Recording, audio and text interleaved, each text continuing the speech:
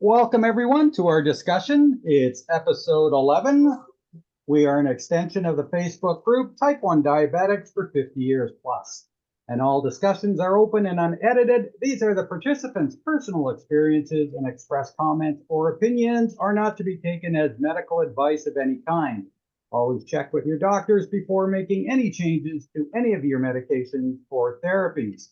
So we have my lovely wife, Karen, type 1 for 59 years. And we've got the beautiful Marcy, type 1 for 52 years. Hello. And today we are in conversation with Maddy, type 1 for 61? 62 years. Just about, yeah, May something. Okay, almost, yeah. Wow. And welcome. It's great to meet you. We've went back and forth a few times, and we know you participate in the group quite often. It's great to hear your comments and see your posts as well. So fabulous. Great to have you here. Thank you. It's nice to be here. We started the group, a little over a year ago. You joined pretty right near the beginning. I think it was the following month, maybe even a week or two after we had started. And you've been a persistent force ever since, and it was great. I got to say, one of the best things that you have really taken off with is just setting up these meetups. I love these meetups. I think it's a great opportunity for people that have been long-term type 1, like real long-term, just to get together face to face. It just means so much. I've seen it with Karen, the first couple that we had. It was incredible, and it's just carried on from there. Yeah, I mean, honestly, when I was first coming online with this group, this is the first time. I'm not too much into technology, and I'm a special educator and a social worker. That was my training, but I still work as a special educator. And when I had to go on Zoom with kids, it was like, I can't even describe what that was like. Like they would just disappear. So I much prefer being in person in general. So when you were pitching the meetups, and I thought, yeah, I'm gonna run with it. Yeah. You've had some really good turnout. When I started, I think we did number 4 this last time around. And the first time it was only one person. And I was like, yeah, well, I don't know. But over time, the more you do it, the more people know about it. And I mean, this group is like 2,000. They're worldwide. When I posted the photograph this time, I was stunned. I mean, I couldn't believe the responses. It was unbelievable. Yes. So yeah. I'm just learning how to use social media as a platform. We all are, Maddie. But we almost got a feeling, I think Marcy and I talked at the beginning, and it's almost like people weren't confident, or maybe thought there was an agenda to it. You know what? It really is. Just get out and face to face. There is an understanding, a feeling, an emotional level that only those who have been through it for as long as you've been through it can really get, can really understand. And when I'm part of them, and I've been to a number of the meetups, I can't get to that level. And I try, but I can't get there. But Karen understands it. Marcy understands. You understand it. And it really is something special. Yeah, it's hard to describe that. I mean, I don't even have the words to be sitting with it. At the last meetup, Miriam Tucker, who I hope will come do an interview, asked the question of the table. She said, okay, so how many people with trigger fingers? And like practically all of us were raising our hands. And, we didn't have to really go into any detailing of it. We just were there. Yeah. I mean, we know. Yeah. Yeah, it's really amazing. And, I'm so grateful. I mean, living in gratitude has really helped me. And I've been a lot of years of very depressed. Forget my adolescence. I just want to write it off. I don't think my blood sugar came below a 300. We didn't have the technology. And they kept kids, high because they didn't want us to suffer whatever it was going to, or die. Yeah. high blood sugars lead to clinical depression. There's a biological reason for that. Yeah, yeah, yeah. When were you diagnosed, Maddie? 1962, I was 22 months. Oh, okay. So yeah, I think you're right in Karen's neck of the woods there. Yeah, I think Karen was 2.5, so right at that Yeah. time. Yeah, I was 2.5. I was diagnosed in 1964 and I was 2.5. So And Karen, I don't know, part of me never knew normal life. So I No. didn't have to adjust to being, ill, I guess. yeah, I mean, diabetes is all I've known. I mean, I don't remember my first 2.5 years before. It's just I've always been a diabetic and Yeah. always had to take a needle and always had to do some sort of blood test and that type of thing. But yeah, the technology back then just was not there. I mean, it was one injection in the morning and you just hoped you stayed alive and made it home to Right? But you really didn't realize you were doing that, doing one injection and hoping that you were staying alive because there was no technology. yeah. And Yeah.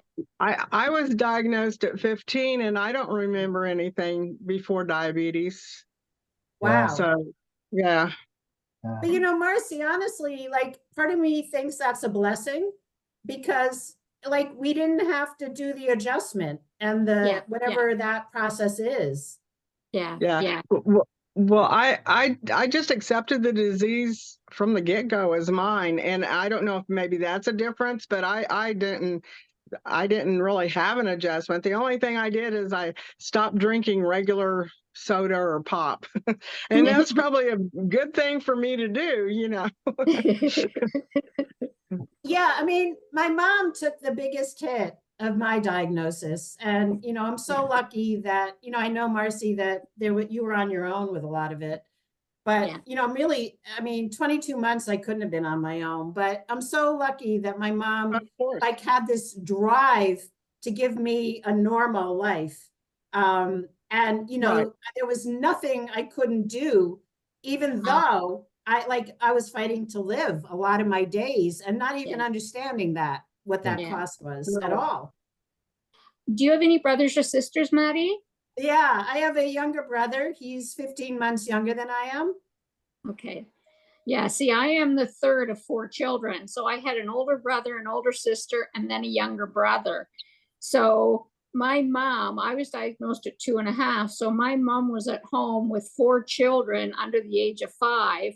And one of them was me as a diabetic. And I don't know how she did it. I mean, I think she did the best she could in terms of, and she was my champion. My mom was my best friend and she took me to all my doctor's appointments and stuff like that. My dad never understood the diabetes. I mean, and he overprotected me, oversheltered me. Like, you can't do this, you can't do that, you shouldn't go there, you shouldn't do that. So I had a very sheltered growing up and had to fight for my independence, which I did when I moved away to go to school. And from then it was, okay, I'm free. Yeah, almost, my parents are going to be 90. My mom's going to be 90 and my dad's going to be 91. Oh, very nice. I know. So amazing. It's amazing. And I'm only now starting to have the conversations of what it was like when I was diagnosed. We really just lived like we lived. It was really woven into the fabric of my life and my brother's life and, my friends' lives. Now, your brother's not T1, right? He's not type 1. No. No. Does he understand it or kind of from afar or? Honestly, Dal, like, how you committed yourself to this in a big wholehearted way. My brother never did that. I mean, as exampled by, this, what you're doing on social media now. Yeah. And I would imagine that you supported Karen throughout the marriage with the diabetes, and you told somebody else that you learned how to read her. So you became her low alert, which my mom did for me. My brother never, ever clued in like that. Yeah. And we have one son and he'll be 32 in May. But when he was younger, he knew when I was going low too. He was able to catch me when I was going low as well. So, you know, Connor was pretty in tune to what was happening with me. So, You know, I'm glad to hear that you guys had a son. I decided not to have children. I have 3 autoimmune diseases, and nobody else in my family has any autoimmunity. So, you know, I was, you know, I mean, just I thought, you know, I'm just the genetic freak here. So I was not going to pass it on. I was very determined not to, even though there's no guarantee you're passing anything on. yeah, well, and I was told I wouldn't have children because I was iron deficient anemic from the age of I don't know how long again. And I had 2 bone marrow biopsies in my early 20s, and they discovered I had no iron stores in my bone marrow. And so they said, you're not having children, you know, just aside from the diabetes, the fact that you have no iron in your bone marrow, you're not having children. I said, oh, no, no, no, no. Oh, no, no, no, no. You're not telling me that. So I was able to have 1. And then, you know, Connor wasn't born until I was almost 30. And so it was like, okay, I can't do any more. That's it. So, but I was grateful and blessed to be able to have 1. And he's just been a blessing. He's, you know, so grateful for him. Marcy, I know you have at least 1 kid. I know you have grandkids, right? I have 3 sons, and I think I lose count. I think I've got 13 grandchildren now. So That's incredible. Wow. Yeah. yeah. Wow. I mean, I'm really fascinated. You know, I'm going to be 64 in July, and you know, so I should probably be a grandmother developmentally. So, but I'm really interested in women who had diabetic women, type 1 women who've had children, and you know, like what goes kind of how grueling that must be for at least 10 months. Like you have to be, they say you have to be in perfect control even before you conceive. Do you know what? When through my pregnancy, my control was amazing. I had no problems. Except when it wasn't. I remember. Oh, I had 1. I had 1 major. I had 1 major low when I was about 3 months pregnant and was unconscious on the bed, fell to the floor, and Dell was out. Oh my goodness. Came to and crawled to the kitchen and reached the fridge door trying to get to the apple juice, and Dell came in and heard me in my my speech, and he came in and, you know, freaks out. But that was the only one. And of course I went and made sure the baby was okay, and he was. So but you know what I understand is it's the highs, you know, before we even have the technology, that the highs are more dangerous to a developing baby than the lows. Yeah. So yeah, I don't know, but there just was no technology back then. We didn't have CGMs even back then. So it was a matter of checking your sugars like 30 times a day. Who's going to do that? Going through strip after strip after strip. And nobody knew trends at that time. And you just check your sugars when something feels them up, when something doesn't feel right. So it's amazing you guys have done it, you know, as great as you have. Like it's remarkable. it really is. And you know, I mean, Connor is, you know, the reveal, right? Because like, you know, look back, it's like a miracle, and it's amazing. There are, you know, I've had a lot of miracles, not children, but other mirals. yeah. But yeah, I can relate to that, trying to get to the refrigerator for the juice. I've had 3 of those episodes in my life. In 62 years, 3 episodes. And, you know, only the last 30 on the pump and the CGM. Well, see, and I only started on a pump just over a year ago.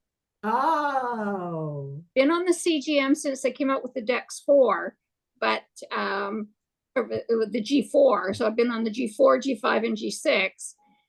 But I tried to pump in my earlier years, but I was an early childhood educator. So I was working with infants, toddlers, preschoolers, and love children. My whole career has been with kids.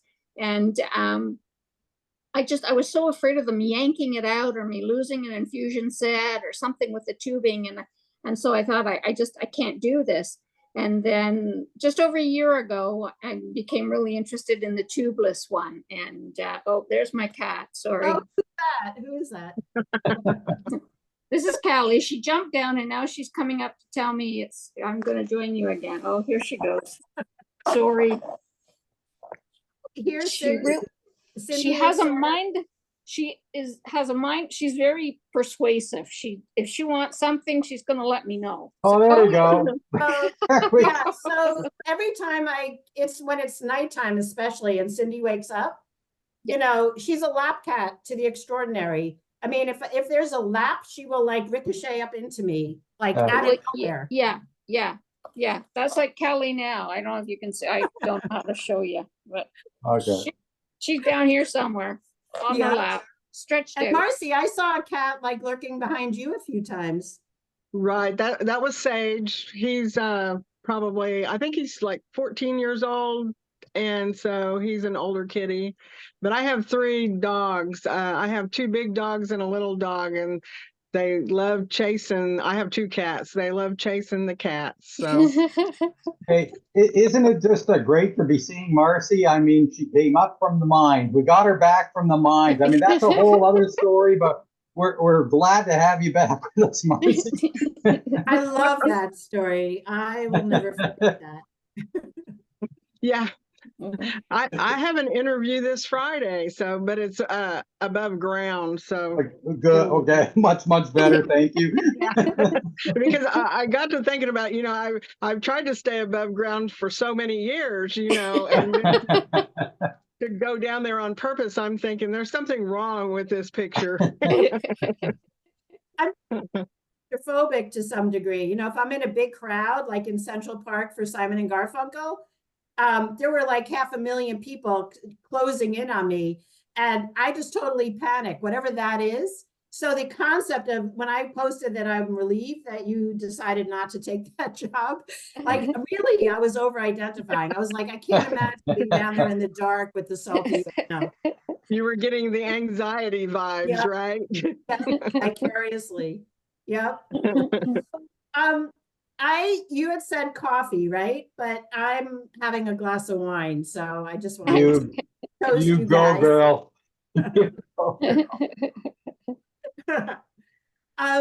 You know, honestly, like wine, a glass of wine is my biggest friend. Like it doesn't seem to really affect my blood sugar. That's Wow. wonderful. Yeah, I don't know why that is. I know that pure alcohol actually lowers your blood sugar, which I don't understand at all. But you know, I don't know. I like having a glass of wine when I get home. Yeah. And a number of our group actually like that too, as well, right? They enjoy the glass of wine. Absolutely. Yeah. Yeah, I mean, things that don't affect my blood sugar are my go-tos. You know, I mean, it's like they're like, I guess it's the Weight Watchers number 0 or whatever that is. It doesn't count. Yeah. Doesn't back up your blood sugar. My problem with drinking a glass of wine is that it leads to the second glass of wine, and then I get rid of the glass, and then it's the bottle. And anyway, Yeah, I don't you know, drink. it's interesting. You know, I mean, I don't have alcoholism is not in my family at all, although my father seems to think he was, but I'm not too sure. But I don't want to lose track of my blood sugar. So I will to the point when I'm still able to think about my pump and respond to it and look at it and process the numbers. I won't drink past that. What technology are you on? What pump are you using? And I'm on a Tandem IQ, the Control IQ. I was on Medtronic when I first went on the pump. This was actually, I lied. It wasn't 30 years. It was 24 years. I went on in 2000. And I was at Jocelyn then. I was living in Boston, and you know, just amazing care there. And Medtronic was pretty much the only game in town. And so I loved my first pump. I mean, it was mind blowing, really. Yeah. We've we've got an Omnipod, we've got a Medtronics 780G with Marcy G. I mean, both these gals absolutely love their pumps, and you do as well. Yeah. At some point, we're going to have an eyelet that new pump. Somebody's got to come on. We've got to talk about the islands. Yeah. I mean, I'm really curious about that averaging thing because we do it, I think we do it in our minds. You know, we kind of have an idea of our patterns and our averages, barring any unusual life you know, things. Yeah. But I think it would be amazing if there was a pump who actually did that. Yeah, and work. Yeah, absolutely. Yeah. You mentioned the wine doesn't do anything with your sugars. What's your go-to when you do happen to go low periodic? So glucose tabs, because I hate them. They're disgusting. You know, any candy. I mean, I don't know people who can carry, you know, whatever fruit chews or, you know, jelly beans, or like I know Marcy counts very specific numbers of jelly beans. I would just eat the whole bag. I have no control when it comes to candy, especially if I'm low. Like literally, I just don't, but I don't like glucose tabs. So, you know, my endocrinologist said you have to have a default because you're not thinking when you can't think when you're low. So you have to go into automatic. So, you know, I have glucose tablets all over the place. Yeah. I ate too many of the glucose tablets too when it used to be. I've learned how to you know, count the jelly beans, and sometimes I do eat too many, but the glucose tabs I did the same thing with. So for whatever that's worth, I didn't like them either though. But do you like do you get ravenous when you're low? Yes, I think Yeah. everyone does. Yeah, that's really unfortunate. Yeah. It is. But if it's a known, we can deal with it. You know, but you know, it's interesting feeling because you're like told to eat and you know, and not stop. I don't know what that is sometimes. I mean, most people over their lifetime will stop. But you know, and I do stop. But what I'm not thinking, it's just like I'm gonna go hog wild. I just do it. Yeah. And then there's that rebound effect because you've treated the Right. low and overeaten, and so then you go, oh, okay, here we go. Right? I think it's a survival instinct, actually. Yeah. Yeah. Yeah, I think you're right. I The think you're right. frustrating thing from what I see and witness sometimes is when we're low and we treat it, but we treat it with some sugar-laden carb, where a carb will take forever and a day to start raising the sugar. Okay, so it's not happening quick enough, so in comes the sugar. And all of a sudden we got sugar on top of the carb and it just overtreat, as Karen just said. Yeah, You know, Dell, you don't want to wait. I mean, like when I'm with I a agree. student, I don't want to wait because, you know, I just can't wait. So I'd Yeah. rather overdose. I'd rather go high. Yeah. I mean, it's there are so many factors in that. Yeah. Yeah. But yeah, I mean, the really disastrous lows where they don't even register on the Dexcom, like they just say low. Low. Yeah. I wonder, like, what is that? A 1 Yeah. or a 0 or a -3? Yeah.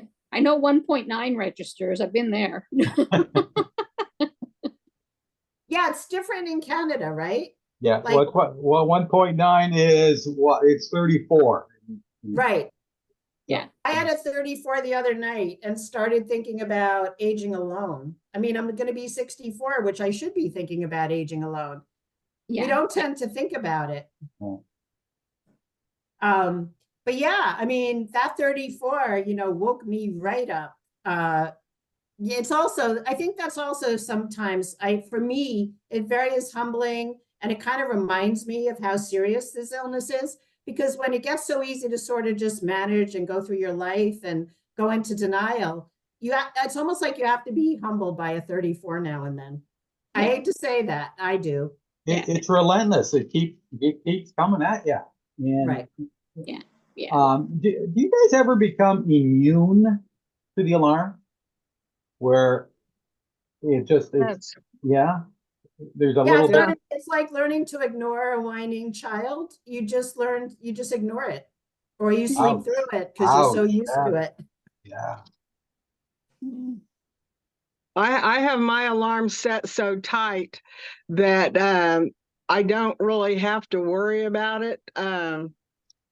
Like if I'm asleep and sometimes I hear it, sometimes I don't. It vibrates also. Sometimes I feel it, sometimes I don't.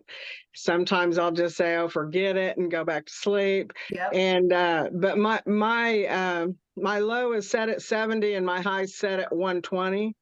I want to know when it's going down and I want to know when it's going up. So, I get ample alarms either way. So, Yeah. Wow, that is very tight. yeah, that works for me for some reason. Yeah. I mean, absolutely. I used to think, I think mine is set at 70 and the high is 200. So the Yeah. low is 70 and the high is 200. But, I thought it was thinking they should design an alarm that literally slaps you in the face. Yeah, Physically. I know. I think so too. Yeah. The big hammer, right? The big hammer. Drum Yeah. roll. Now you said, Maddie, that you're still working with special needs kids, if I heard that right. Yep. I mean, Karen had the concerns about tubes and kids, and that is that basically, have you looked after that? Is that not an issue, the way tubes tuck away these days, or Say it again. I didn't hear. Sorry. is it an issue? Is there any concern about kids possibly knocking a tube out or grabbing a tube or anything like that? So right now, I've never been in a class of early childhood kids. Okay. I work with children who are above age 10, Yeah. and I work with graduate students who are perfectly adult, who I just tell them, if I start babbling nonsense, just make me aware of it and I'll deal with it. Yeah. So it depends on the age of the kid, but Mm. I'll make sure I set up the context. I work one-on-one now with children. I used to work in groups of 8. And there'd be some pressure when I was working with a group of 8 teenagers that if I zapped out, they would be delighted. And they would just kind of take over and do their own thing. But it was never really dangerous because as soon as my pump alarms, I'm on it. And I just take a break. I just sit there and I say, listen, you guys are going to work on this and I'm just going to chill for a while. Yeah. Okay. Yeah. Little kids are such a different story. Yeah. So different. Yeah. They always wanted to see my Dexcom, and I carried a bottle, we called it special juice. And it was a Gatorade bottle, but we had instant or fast dissolving sugar in the bottom of it with Gatorade on top. And so if my alarm went, and I said, I need my juice, they would get it for me and stuff. And I would just take a few sips. I didn't have to drink the whole thing. Because at one point when I was working, I was drinking a can of Coke because it was, okay, I need it and I need it fast. Couldn't tell you what Coke tastes like. I just used it as medicine. So, I mean, all the cans I drank, I still don't know what it tasted like. But for me, it was used to just get my sugars up. So, Yep. Yep. I mean, I think really, I'm amazed at people who do these almost like deadly jobs. Like, yes, early childhood, they're going to grab your pump or they're going to ask questions that are really outrageous, or, you have to really be on top of it because their safety is at risk there. Absolutely. But, for the most part, when I'm in the classroom, there's a head teacher and I'm the special teacher. So there's always an adult room in the room. right. So, yeah. Are you the only one in the room? When I worked with my JKs, I was on my own. I had a Wow. group of 16 on my own. Wow. Yeah. But toddlers, it was 1 to 5. Infants, it was 1 to 3. And preschoolers, it was 1 to 8. Wow. So, yeah. But I spent most of my career with toddlers. They were my thing. I just loved toddlers. So, yeah. It was 1 to 5. So there was always a team teacher with me. And, but, Yeah. Yeah. That's an exquisite relationship with a teacher who is coping with type 1 of the team teaching. Yeah. Yeah. Absolutely. An interesting question was just posed in our group recently about cataracts, and it almost made the assumption that all long-term type 1s have cataracts. I don't know, maybe I'm stretching that a little bit. No, Maddie? I know. Well, Carrie- I did. But Okay. you know, I was severely myopic. I mean, practically legally blind. My eyeglasses were so heavy and I have a big nose that my nose would hurt. And I had eyeglasses like that, Coke bottle glasses, we call them here, since I was very young, like practically 3 years old in preschool is when they found out. But, you know, so when I had the chance, I was in my 40s when they identified the cataracts. And they said, you know, they're not ready. I don't really understand what a ripe cataract is, but they said it's not ready. Yeah. But Yeah. if you want to, we'll do it and we'll correct your vision. And And I jumped so fast to do it because, Wow. you know, I haven't worn eyeglasses since. wow. Wow, nice, nice. Yeah, because I had mine done and it was just because I got old. I don't, you know, the diabetes affects everything. So, you know, but I think it's just an old age problem in a lot of people too. So when you have the combo, you really don't know. And they didn't tell me anything that it was diabetes related other than I knew I couldn't see. You know, I was devastated because glasses wouldn't fix my eyes though, because I'd worn glasses since 3rd grade. And so every time my eyes were, you know, needed correction, I got new glasses. And so, yeah, it was devastating to me. Yeah. Well, I have diabetic retinopathy, so I did have diabetic cataracts, and mine were removed in my early 30s. wow. So That's very early. yeah, so like 30 years ago. And I didn't have a choice between vision correction and all that kind of stuff. I had the choice of hard and soft. So one eye has hard, one eye has soft lens implanted. But people now can get vision corrected and stuff like that. And do you want to see distance? Do you want to see close up? Those weren't options when I had them done 30 years ago. It was just, let's get the cataracts out, the lenses implanted. And I mean, I still have 20/20 vision with my glasses on, but I've still always had to wear glasses after getting them out. So Karen, so 30 years after now, like my ophthalmologist told me that there's a membrane between the implanted lens and the back of my eyeball. And that after a couple of decades, now it's been 15 years for me, that membrane needs to be popped or lasered or whatever, that there be scar tissue.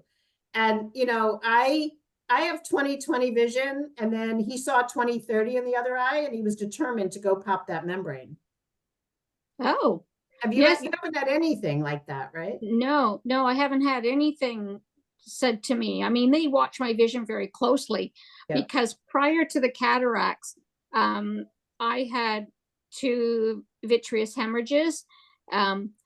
So I had a gazillion lasers back in my early 20s as well.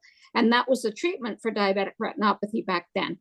But little did I know when they were doing that as I aged, I would lose my peripheral vision. So now I have no peripheral vision because of all the lasers I got 30 years ago. Would you have not gotten the lasers if you had known that? I probably wouldn't have gotten lasers. I probably would have waited and seen what other treatment options there were. I mean, and it didn't happen right away. It's just happened the last number of years as I've gotten older.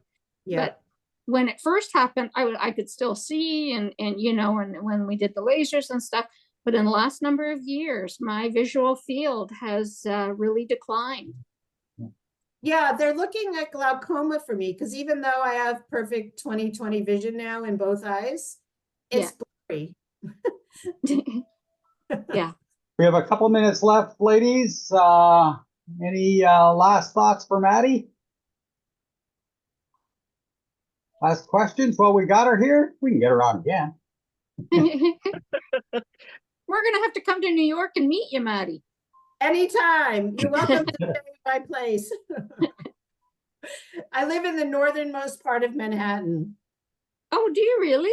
I do. And there are a lot of parks here, and I really love it up here. I grew up here actually, and I made a full circle. I came back around. Yeah. Wow. Okay. My parents and my grandparents both are, my grandfather, who came from Ukraine actually, in 1924, came to the Bronx. So we've been New York born and bred for three Wow. generations Wow. now. Wow, wow, wow. Yeah. Well, it's neat up your meetups are attracting folks from around the state, like not just like central New York City. It's just everywhere from across the state. They're coming Yeah, down that's from and awesome. New north. Yeah. Jersey and Maryland. I mean, we're an equal state gathering. Yeah, yeah, absolutely. That's really neat. Marcy, last thoughts? I was just going to say that I'm glad that Maddie came on to talk with us. Absolutely. Yeah. Happy to virtually meet you. Yes, yes, I mean, yeah. really, it's very. I love what you guys are doing. I love seeing everybody. You know, I didn't think I would have the courage to do this, but you make it very comfortable. Well, We, good. Well, that's good. we love having you here. We love having a group all together. It really makes a big difference, I think, anyway. So, Yeah. good. All right. So again, thanks for joining us, everybody. If you've liked what you've heard and you've enjoyed the in conversation with Maddie, and you'd like to hear other members of our group, feel free to hit the subscribe button, and we will talk to you later. All right. Bye for now. Bye. Bye. Thanks, Bye. Maddie. Bye. Thank you. Bye, Marcy. Bye. Have a nice evening.